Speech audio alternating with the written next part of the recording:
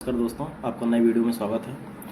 दोस्तों, आज बात करने के लिए आए हुए हैं आरओ समीक्षा अधिकारी के लिए, जिसमें आप लोग अपना डेली रूटीन के हिसाब से अपनी तैयारी कर रहे होंगे। दोस्तों, डेली आपका जो भी टारगेट होगा अपना वो पूरा कर रहे होंगे। दोस्तों आप बता दें हम आपको कि कोई भी एग्जाम हो यूपीपीएससी का, उसमें करंट अफेयर का कितना महत्व होता है। करंट अफेयर का महत्व तो बहुत होता है दोस्तों, क्योंकि उसमें हमेशा चाहे पीसीएस के एग्जाम हो चाहे आरओ समीक्षा अधिकारी के एग्जाम हो, उसमें से 25 से 30 क्वेश्चन हमेशा पूछे जा रहे हैं दोस्तों। तो दोस्तों इसलिए करंट अफेयर पढ़ना बहुत ही आवश्यक हो जाता है। और करंट अफेयर कहाँ से पढ़ें ये भी आवश्यक हो जाता है दोस्तों।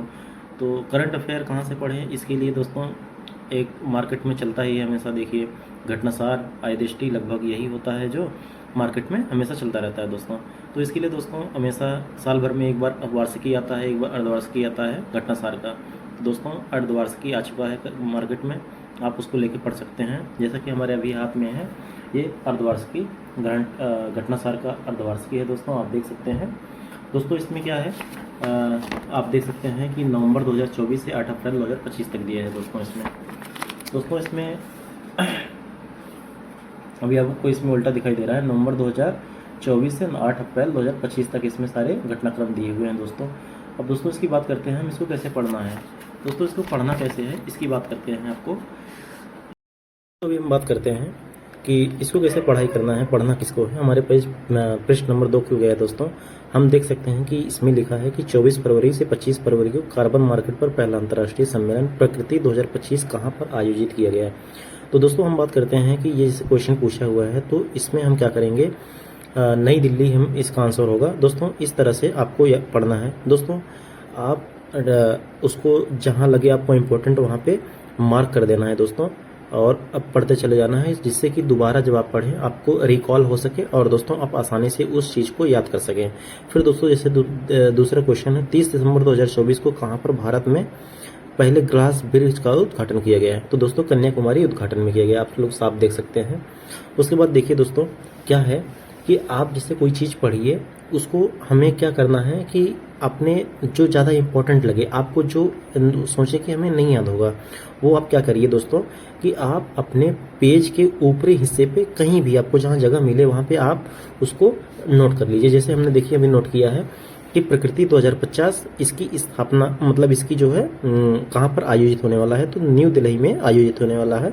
और उसके पास फिर हमें इसमें दिया है कि दोस्तों जैसे क्वेश्चन एक बार फिर से पढ़ सकते हैं। दूसरा क्वेश्चन ये 8 दिसंबर 2024 को राष्ट्रीय तटीय अनुसंधान केंद्र द्वारा जारी किए गए तटीय पुनर्गणना रिपोर्ट के अनुसार भारतीय तटरेखा में कितने प्रतिशत की वृद्धि दर्ज की गई है। दोस्तों 47.6%।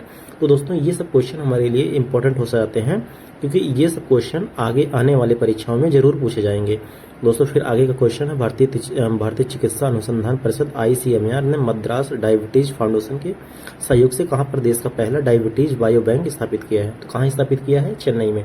ये सब क्वेश्चन आपको, अगर आप जानिए कि हमें ये नहीं याद होने वाला है, एक बार से अधिक हमें ये टाइम लग सकता है, तो दोस्तों इसको क्या करिए, आप किसी भी एक पेज के कॉर्नर में आप कहीं भी उसको आप लिख लीजिए, जिसके आप पहला पेज खोलिए तो आपको वहाँ पे दिखाई दे दोस्तों।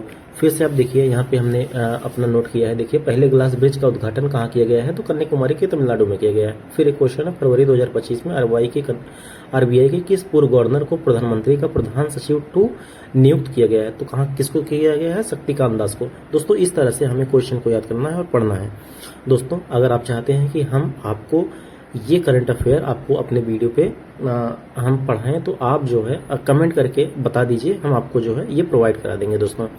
हम बात करें अगर आपको, फिर ये 25 से 30 क्वेश्चन पूछे जाते हैं हमेशा, आप तो जान ही रहे हैं दोस्तों।